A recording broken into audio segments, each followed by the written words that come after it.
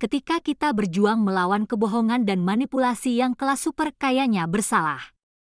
Kita dapat menemukan diri kita sebagai tahanan gagasan bahwa fakta mengekspos kebenaran adalah elemen penting dalam perjuangan yang kita pimpin. Apakah kita melakukannya tidak memiliki kesan bahwa jika semua orang menyadari hal-hal yang benar-benar terjadi di bidang kelas super kaya, jaringan kriminal dari segala jenis, keputusan yang dibuat untuk mengurangi kelemahan seluruh populasi, keputusan yang dibuat untuk menyabot kesehatan miliaran orang, keputusan yang dibuat untuk lebih mengurangi kebebasan individu bagi warga negara dasar, fakta bahwa keputusan yang mempengaruhi negara bukan lagi hasil dari pemerintah resmi, tidak seperti penampilan, tetapi fakta dari kelompok swasta yang tidak jelas yang mengendalikan dunia keuangan dan dunia lembaga internasional, DLL. Apakah kita tidak memiliki kesan bahwa jika semuanya diketahui untuk semua orang, manipulasi ini akan berhenti, dan keputusan tidak manusiawi ini akan dinetralkan? Kami sangat naif ketika kami melawan kelas super kaya. Karena mereka tidak benar-benar kaya. Diakui, mereka sangat kaya, tetapi bukan itu yang menjadi ciri mereka. Itu hanya salah satu konsekuensi dari apa yang menjadi ciri mereka. 3 keterampilan utama mencirikan mereka. Mereka menguasai di tingkat tertinggi, seni manipulasi massa, seni bisnis dan seni keuangan. Dengan kata lain, ini adalah kelas insinyur psikososial tingkat tinggi.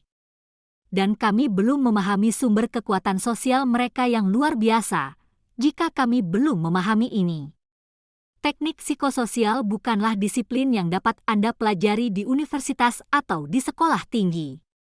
Namun, bagian dari subjek yang menyusunnya. Cangkang eksternal dimaksudkan dalam grandes tertentu yang terkait dengan ilmu politik, keuangan, dan bisnis.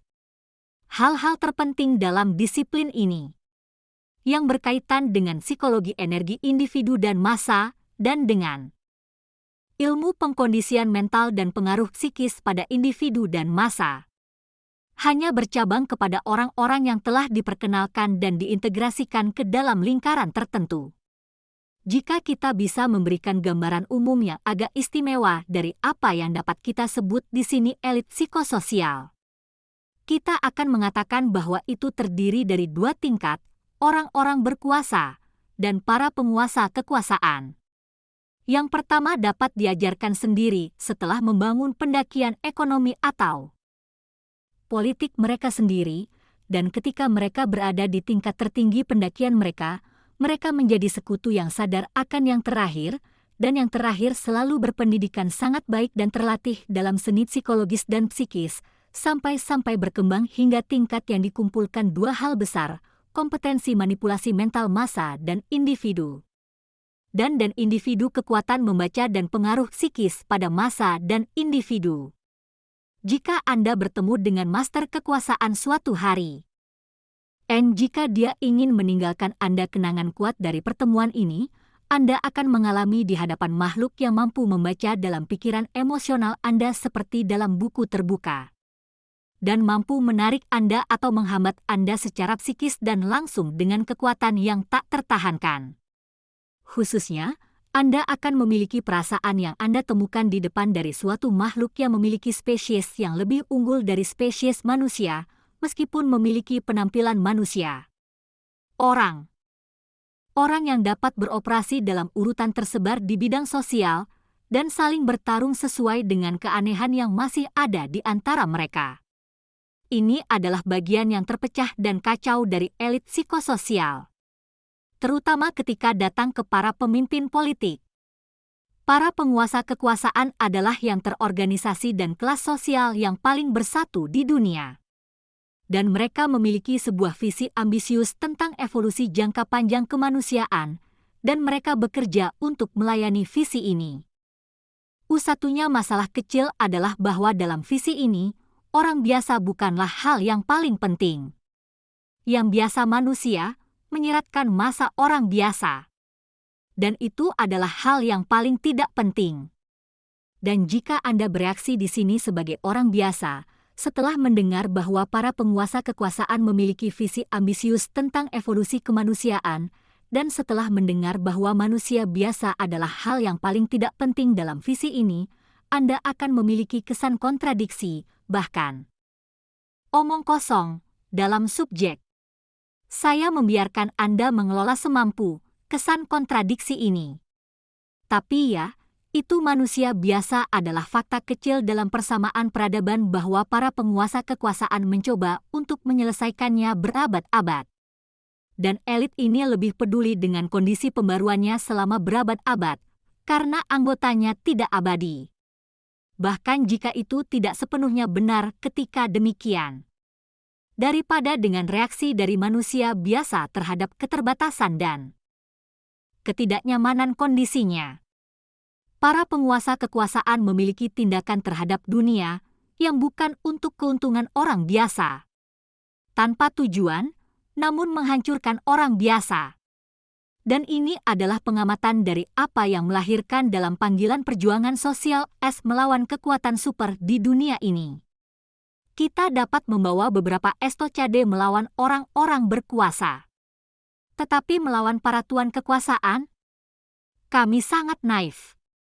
Dan sudah kami tidak pernah memiliki visi yang jelas atau pemahaman yang jelas tentang keberadaan elit insinyur psikososial. Kami hanya melihat hanya orang-orang yang berkuasa, dan kami sering benar karena mereka memiliki tidak kekuatan. Paling-paling mereka berfungsi sebagai potongan-potongan tinggi di tangan Masters of Power yang hanya muncul secara tidak sengaja di kolom surat kabar di dunia ini. Secara tidak sengaja, kecuali ketika jalur kerja tertentu dari satu atau yang lain memenuhi kebutuhan selebriti dalam skala tertentu. Pertama, elit psikososial, pria berkuasa, dapat mencakup individu yang tidak bermoral dan menyenangkan. Menempatkan keterampilan tinggi mereka dalam mengondisikan massa dan individu dalam pelayanan kesenangan mereka dan kenikmatan pribadi mereka. Dan itu tidak mengganggu mereka jika mereka harus menciptakan dan mengeksploitasi kelemahan jutaan orang untuk lebih memperkaya diri mereka sendiri. Dari sudut pandang tertentu, dan hanya dari sudut pandang tertentu, mereka adalah jahat. Kedua, para penguasa kekuasaan dicirikan antara lain dengan fakta bahwa seorang ahli kekuasaan adalah amoral dan bebas dari mekanisme emosionalnya sendiri. Ketika kita berjuang melawan kekuatan, kenaifan kita mengkristal dalam kenyataan bahwa kita sendiri apa yang dipertaruhkan. Kita mengabaikan sifat reaksi kita sendiri. Kita bereaksi sebagai orang biasa yang tidak setuju dengan konten dalam peristiwa dan perilaku dari dunia, dan yang mengidentifikasi kekuatan sebagai sumber utama atau pengaruh utama dari konten ini. Dan kami membayangkan itu, karena kondisi kami tentang orang biasa, kami benar-benar dapat membantu memodifikasi konten ini di dalam arah yang menurut kami, bagi kami, yang terbaik. Tetapi, bahkan sebelum kami memiliki pemikiran pertama tentang pemberontakan atau pemberontakan.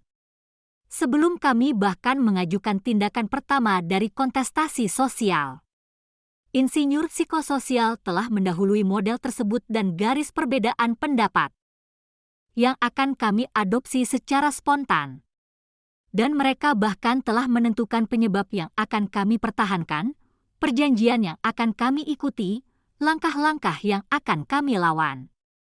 Mereka dari orang-orang biasa yang memiliki naluri penolakan yang nyata, secara alami diintegrasikan ke dalam persamaan insinyur psikososial.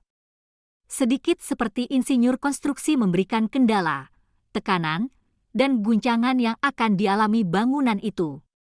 Menentukan kelayakan pada tertentu skala waktu. Memodifikasi konten peristiwa dan perilaku dunia, perlu untuk memiliki pengetahuan dan keterampilan yang hebat di bidang teknik psikososial. Dan bukan dengan mencela beberapa skandal yang merupakan bagian dari persamaan umum, yang bisa kita berpura-pura benar-benar mengubah hal-hal para insinyur tahu bahwa kita perlu memberontak dan memberontak diri kita sendiri.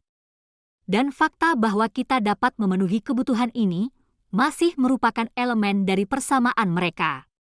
Selama kita tidak menjadi orang yang penuh kehendak, dan selama kita tidak mengembangkan kompetensi kita sendiri sebagai insinyur psikososial, kita akan dapat melakukan apapun yang dapat mengubah konten dunia.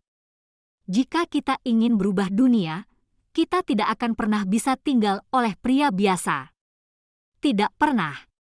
Tidak perlu bermimpi. Tidak pernah. Tidak pernah. Tidak pernah. Dan elit insinyur dari masyarakat tidak tertarik untuk menciptakan surga bagi manusia biasa. Memang ada proyek surga duniawi, tetapi surga ini tidak ditujukan untuk manusia biasa yang akan selalu menjadi bentuk atau budak lain atau lainnya pembangunan kembali. Apakah Anda menemukan bahwa saya berbicara dengan Anda dengan keras? Berhentilah menjadi pria yang emosional, jadilah pria kehendak.